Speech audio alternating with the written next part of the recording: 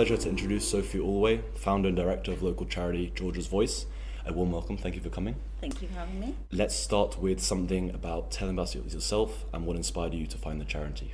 I set the charity up in 2020. We became a registered charity in 2021. So it's called Georgia's Voice. It's the legacy of my daughter, Georgia. So my daughter, Georgia, took her own life during the COVID pandemic, during the lockdown, after suffering with her mental health and getting all of her support taken away during the lockdown. And I just felt this huge need to help. I knew there'd be so many other young women that were struggling the way that Georgia did, and that also would have had all of their support taken away during the lockdown, and were also feeling really hopeless and had nowhere to go.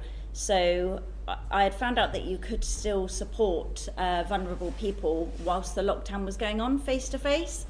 And I knew so many young people were struggling with not being able to leave the house, not being able to meet their friends, not having any consistency in their lives. So we set up the first support group in October 2020, and I didn't really know how it was going to go, to be honest. I was thinking, well, nobody might turn up, or loads of people might turn up, you know. And that very first meeting, 15 young women turned up, telling very similar stories to Georgia. You know, everyone had different circumstances, but the feelings, the emotions were the same.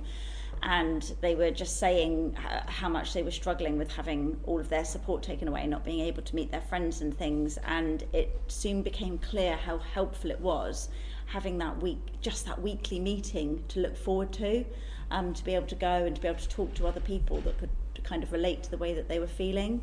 So we then set up as a registered charity in January 2021 and have grown from there. It's a beautiful story, and it's actually quite a niche charity. And I think, especially for young women in similar situations, I think it's really important to see there is support there available. Mm-hmm. Obviously it sets apart from other charities in the area of what exists already. How do you set yourself apart from other things that existed in the lockdown? Lockdown's obviously quite a sensitive time for everyone, and it was obviously scary looking forward. Is there going to be a time when we can come back to normal civilization? Yeah.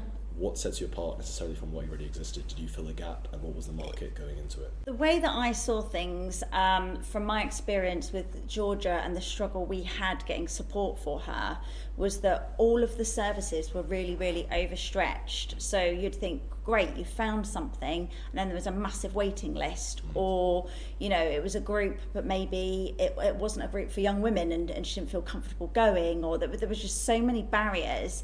So I thought, do you know what, let's set something up specifically. We have a very small demographic. Our demographic is young women aged 18 to 25. And what that means is the groups are really, really relatable. You know, they're all going to be experiencing similar, not the same things, but similar feelings, and they're going to be able to relate to each other. It means the ladies that are running our groups can become quite specialist in the support that they're offering and the signposting that they're offering. But most importantly of all, it means that we're not going to overstretch ourselves, so we're not going to run out of money, because this is what quite often happens, is that charities try and help everybody, and then they really quickly run out of money and have these huge waiting lists. Whereas young women can come to our groups, they can get referred, or they can just turn up, and we never turn anyone away. They can always just come. We're never saying we're too full. And if a young woman says to us, I need something else, I need some one-to-one therapy or whatever it is they need, we can get them in for that like within a week, which normally you're waiting 6 to 12 months. So yeah, we're protecting our resources really. That's really, really lovely to hear. Thank you for explaining that. Do you know if there's been any other previous attempts for starting a female charity of such age group in the area, or if it's something that was quite hard to create? In terms of foundations? I mean, there are other groups that pop up. You know, sometimes charities get funding. You know, if the government thinks there's a particular problem somewhere, they'll say, well, we're going to offer funding for X amount for supporting this demographic for 6 weeks or something. Like, you'll get little pockets of funding for different things. I don't think there's any other charities specifically, well, I know there isn't, supporting this demographic. I think that we are the only ones. Because in my mind, it sounds like it's more of a private sort of organisation. So one has NHS and the support that underlies there, which is super overwhelmed at the minute. Yes. And I think, again, the waiting list is kind of the hardest part in terms of anticipation and struggling with the isolation that people may have alone. So for me, it's really amazing to have someone come forward and kind of tell us a story about private organizations and how you can create it happen out of nothing. So that's what I say about social media. You have a really great following on Instagram, as well as Facebook. Yes. And I'm wondering if you've seen any sort of patterns lay in the engagements for Instagram. Is that your main driver of success? And how does awareness usually happen? Okay. Right, you need to know it's me that does the social media, and I do it because there's no one else to do it. Sure. I think I do a pretty good job. The most important thing for me is getting those young people to see the things that I think is going to help reduce anxiety. So that's what I focus on when I'm posting things, is trying to make it already feel like a safe place to be by creating that with our social media. So whether I do that or not, I'm not sure, but that's what I'm trying to do. Yeah, I think it's important for all business owners out there to realise it's not always about what a course tells you. Use the KPIs, use these key frameworks. It's not how it works. Yeah. It's about what works for you, and you need to have the same kind of feeling you get through social media as well as in person. Yes. So there's no gap in. Well, try and make it as human as possible. I try my hardest. So many people don't like getting on being filmed. They don't like you recording their voices or taking their pictures, and I'm like, this is what the young people want to see. They want to see who is George's Voice, who are we, and to see that we're real people. We don't look like psychiatrists or doctors, or it's not clinical at all. It's emotional support. We're just normal, regular people like them that have lived experience, and that's what I'm always trying to get across. And I think with that fear, I think digital footprint is just such a scary thing. It's something that they're scared of being exposed, or for someone being shared, even like people seeing you're followed by them. I think that worries people about coming in and being vocal about things. They don't want to know. They want other people to realise what they're feeling, or if they're feeling down. They don't want to be exposed. The feeling of a vulnerability, I find, Absolutely. come with these things. So for the listeners, how does someone come in and join a session or engage with you?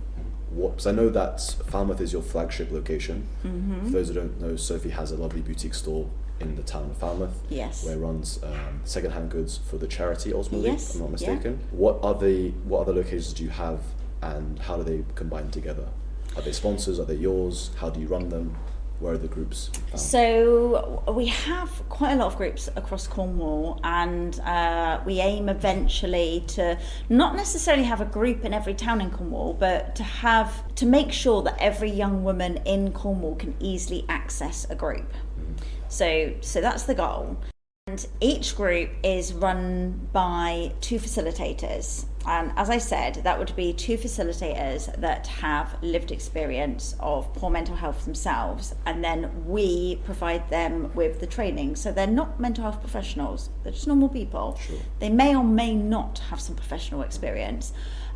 What we do to ensure that they're safe to be there is we obviously perform an enhanced DBS check, and then we send them on safeguarding level 2, mental health first aid, suicide first aid training, multiple courses, so that they are safe to be there. Protection for them as well, so that they know there is no right or wrong thing to say, but to give them the confidence. A lot of people, not everyone that comes to our group is suicidal. Some people come to our group just because they find it hard to make friends, or but some people are feeling suicidal, and a lot of people are really scared to talk to people that are feeling that way. They think they're going to say the wrong thing, or that if I talk about it, it's going to make them do it, and it's like, that's not how it works. Somebody feels that way or they don't, and actually it can be quite a relief when you ask someone if they are, and then they can say yes, and for you to not be shocked and to be able to say okay and talk about it. So this is what those courses give them the ability to do,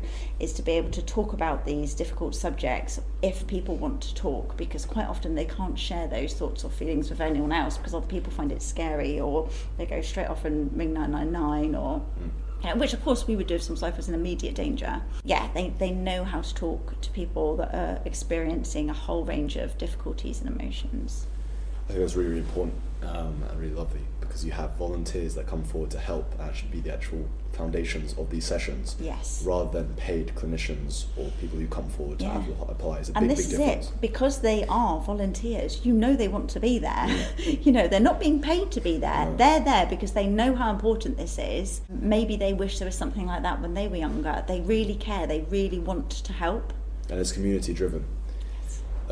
So with social media, you have channels for marketing and things like this. We're curious if you spend a lot on advertising. I've seen a couple adverts in the Falmouth area, used to where I live. Yes. Does it help you? What drives the best sort of engagement or response? Is it actually advertising, or is it like the traditional word of mouth, which happened before all this Instagram came? Yeah, word of mouth is definitely the most powerful thing, and a young person is more likely to come along if they maybe have somebody to go along with for that first session, absolutely. But yeah, I do some sponsored posts if there's something that I really want people to see. So say there's a new group that is opened and we haven't been in that area yet. You can't know how many young women, say in Bodmin, are going to see that post. If most of your audience is in Falmouth, that's not particularly helpful. So then I will do a sponsored post and I will target that particular area. So yeah, that's when I use sponsored posts. If I have a specific audience, sometimes the stuff I'm posting is just for everyone to see, and it's quite helpful for everyone to see. But sometimes if there's a specific audience, a specific demographic area, whatever, then I will do a sponsored post, and I have found that has worked previously. So obviously the charity is founded in Cornwall itself. Do you think that it's easier to engage users that come from the coastal areas or more from cities? Because in a city it can be really hard to get the help that's needed. It's such high rates of applicants and things like this. Yeah. Versus a coastal is more isolated, sure, but it's also maybe harder for people to come forward and say, I need help in a group. It's very hard when you live in a rural area. A lot of the time in a big city, if you go to a group, the likelihood is still that you're not going to bump into someone that you know, because there's so many people. Whereas what we have found with a lot of our young women, you assume the women that come to the Falmouth group come from Falmouth, but we have people there from Penzance and all over the place. They're like, I don't want to go to the group in my area, I'm going to see someone I know. Exactly. I don't want them to know what's going on in my head. So I mean, that's challenging because, in bigger cities and things like that, you can kind of hop on a bus or a tube or whatever and be anywhere within 10 minutes. Yeah. Whereas here, you could just be going to the next town, or just from Penryn to Falmouth. It takes like half an hour or an hour. If you're going to the next town, if it is quite rural, they quite often stop off in 10 million different places. It can take so long to get to. Yeah. So that is the challenge. Good. And do you find, I know there's I think it's a monthly online session that happens. Is that a new thing that's heard? And how has it helped? So we do a monthly online group, which the reason we've set that up is because it takes quite a long time to set up a group properly, because as well as the two main facilitators that run a group, we like to have an extra person so that if one person is off sick or something happens, we have someone else to step in, so that then it's very rare we have to cancel a group. So to coordinate the training for 3 different people when perhaps they have families, they work full time, and then finding the locations, because we always try and find locations that are close to like a bus stop, a train station, whatever, because they're at night, so then when people leave, you don't want them walking for miles in the dark. You want them to be able to quickly get on a bus and get home. So the setup of an individual group takes quite a long time, and at most we could probably set up between 2 or 4 in a year.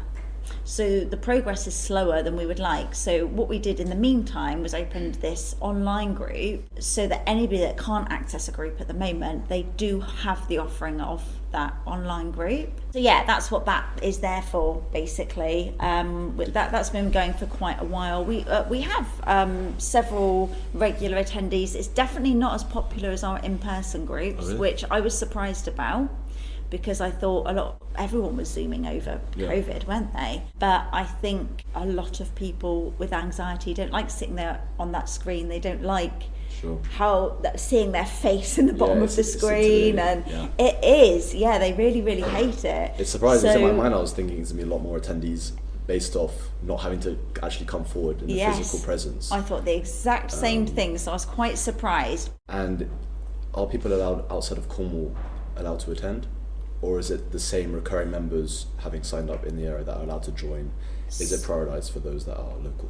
So anybody can attend, whether they've been to a group or not. We do limit it to Cornwall at the moment. Okay. And the reason for that is, again, protecting resources, because we do provide free talking therapy to every single person that comes if they want it, or anything else that we can help with. If the money is there to do it, we will help with it. Yeah, so I at the moment, being that we're a small team and it is still difficult to get funding, I would rather stay in Cornwall and be able to help every young woman that comes through the door than expand too quickly and for it to become impersonal or for us to run out of money. Yeah, and I think you might lose that personal touch. It's extremely important. That's why it takes a lot of time to set up these foundations one by one to make sure it's absolutely perfect. Yes. Otherwise, quality is naturally lost. Exactly. So that leads to the next question, which is collaborating with other foundations that already exist. Yes. We saw that you worked with the Cornwall Council on the Towards Zero campaign. Yes. Could you tell us a little bit more about how this can strengthen local communities at itself, and how does the work happen? So, I mean, you're always going to be stronger if you can work collaboratively with other organisations, because everyone has different strengths and everyone is offering different things. So wherever possible, there's lots of community events throughout Cornwall, lots of mental health events, different things, like things here at the uni. So whatever either I or anyone else from the charity can get to, we always will. Or we will pair up with other charities to do fundraising, because we're all trying to do the same thing. So it makes sense to work together and share our knowledge. How does the foundation basically work? Is it through donations? Is it through collaborations with other companies? Do you have sponsorships from Big 500s, or how does it work in terms of financing? So funding the charity every year is always a struggle, because your costs, as you get bigger, your costs are ever increasing, and we never charge for anything.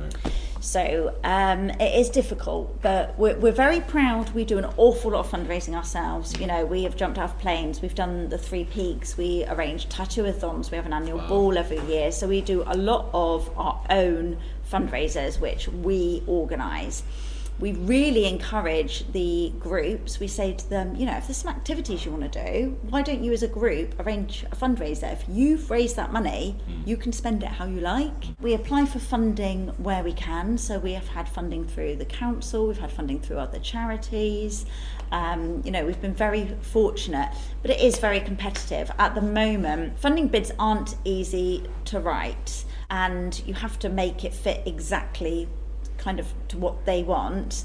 At the moment, you're only successful in about 10% of the bids you apply for, which is a little bit soul destroying because they take so long to write, but they're all looking for very specific things. So but we also do have regular donors, people that donate like £5 a month or something. That is like so helpful. People always think, they don't donate to charity because they think they have to donate so much money. But we worked out once, now we have even more followers than when I worked it out, but I think it was like our second year of running, I worked out that if every single follower on our Facebook donated £5 a month, that would be enough to cover the costs of running a group over the whole of Cornwall. Every single group, it would fund all of that, and that's just £5, So that can never be underestimated. People think it's too little, and there's no such thing as too little.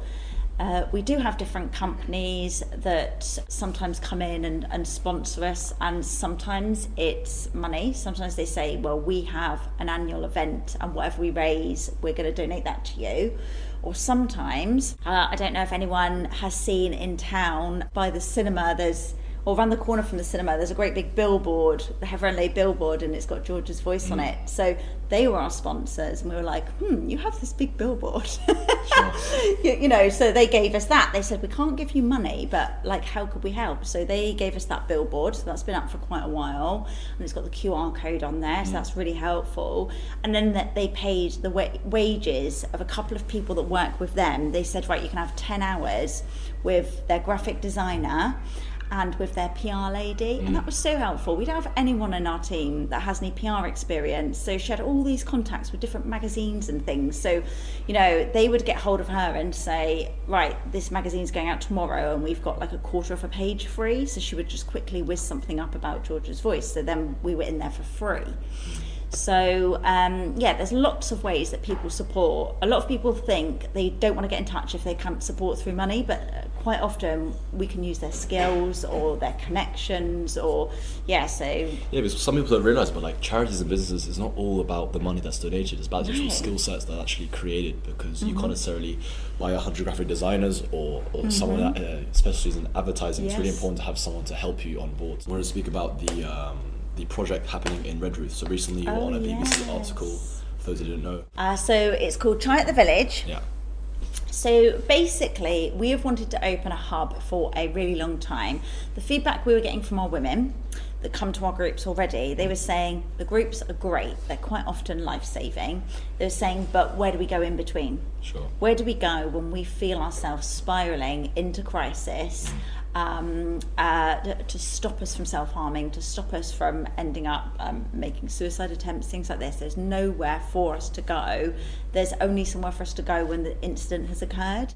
7 days is a very long time to wait when you're struggling with your mental health for the next group. So we knew we needed a base. We knew we needed a hub. We just started going around looking at different venues, and I kind of was like, oh, what if it was self-funding? Like, our charity shop funds a percentage of our groups. What if we could self-fund our hub? So that's where the idea came for opening a cafe. We have basically at the Gateway Centre in Redruth, we have a cafe which is front of house, and that is called the Village Kitchen. We came up with the Village because we believe it takes a village. It takes a village to care, support for each other. It's kind of like our ethos, you know. And then we called the hub, which the hub you walk through the cafe and it's a room out the back. We called that Chai at the Village because Chai is Cornish for home. Okay. So that is the home of our village. So George's Voice is like the village that we have created, yeah. But what it means now is that we have support 7 days of the week. Monday, Tuesday, Wednesday, Thursday, there is different groups going on across Cornwall, and you can go to any of those groups. You can go to all of them if you want to. And then at the weekends, you have the hub. We don't have our own transport yet, but we have a free car park. We can reimburse fuel costs. We can reimburse train and bus tickets. We picked Redruth because it is an area of great deprivation and need. But also, it has the best transport links of any town in Cornwall. Sure. And ultimately, your goal there is to create a 24/7 environment for people to come in when their aren't sessions scheduled. Exactly. Because you just never know when you're going to get triggered by something, when you're going to need that support, and you need it now. Quite often, someone can be in crisis, just spending 20 minutes with someone, having a cup of tea and some toast, you can de-escalate that really quickly. But it can also escalate really quickly if you don't have anybody. So it's really important to have something like that. In that regard, it's really, really important for people to just be vocal and even call a friend. I think a lot of people can't even speak to their best friends about this kind of thing. No. So there needs to be someone there, and Sophie has created it. So I think the hub is a beautiful campaign. Thank you. What do you think about the evolution of the charity? Do you see it ever leaving Cornwall and moving elsewhere in the country or a different nation? I mean, never say never. So my hope for the charity is obviously to grow the hub, to be open 24/7, to have a transport service so that we can get people there if they need to get there, to have our groups right across Cornwall. And as the charity evolves and as the young women are transitioning out of our service, I want them to be the ones coming back to run the charity. So, you know, one day, all of us that are there now, hopefully we won't be there anymore. It'll just be those young women. They are the best ones to be running these groups because they've been there, they've been to the group, they know how it feels. And I think that's going to make it much easier for new members to come in. And then, you know, maybe they will want to take it out of Cornwall. I don't know. Let's talk about funding a little bit before we end. I think you received a £10,000 grant from the C. Collings Foundation, if I'm not mistaken. How has that helped you? Where has that put you in terms of work? And what can you do with it? It's so helpful when we get funding for what we're... So it's very hard to expand when you don't know where your money is coming from next. And it makes you a little bit scared and you hold back a little bit because you think, I don't want to start something. My fear about starting the hub was starting it becoming this invaluable place for people to go and then going, sorry guys, we've run out of money and we have to shut it down. I'd rather not set it up at all. Sure. So having the cafe has been brilliant because it means that the rent is paid for already. So then we only have to find funding for the wages for the peer support workers and for any workshops. We get some that are put on for free, and we obviously have a huge team of volunteers. So it just means then whatever funding we have, we can scale up or down what workshops we're offering. So when we get money in advance for different things, it just gives us that freedom to offer so much more. And it takes the pressure off constantly. As a charity, you're feeling like you're asking people for money all the time and asking people to donate all the time and fundraise all the time. And at the end of the day, your circle of friends, your network doesn't change. So you're literally asking the same people for money over and over again all the time, which is very difficult. So you do have to start finding other areas and places that you can get money from. Yeah, I think people forget that charities are actual businesses and they need money to run. And despite all the staff or everything else you can get for free or cover by other people, it's still expensive to run. And it's really hard to predict and have enough allocation to say it'll be okay in 12 months' time. I think it's a big fit, especially in the nature of your work, to build something for it to collapse. I think that would create a really bad backlog effect. So it's important to be very, very careful the way you structure things.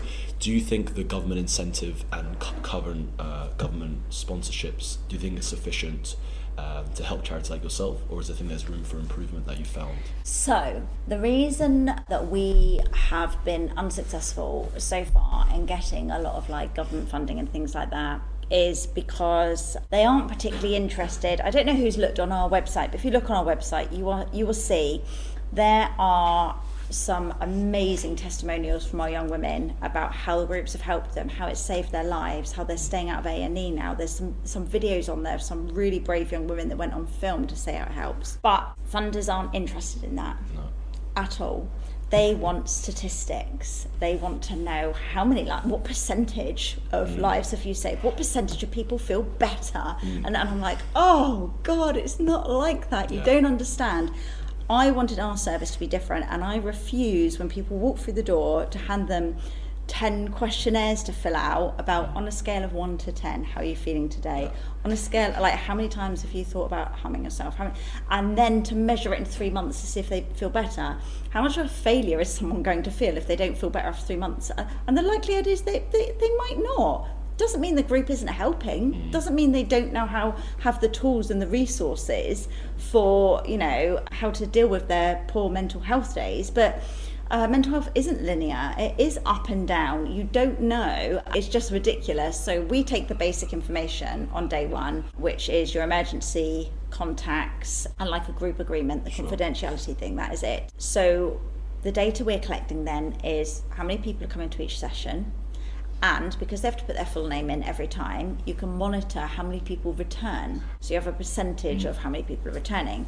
Now we also do an emotional check-in and a check-out on a smiley face system. So again, it's really simple. It's not too overwhelming if you're feeling a bit shit.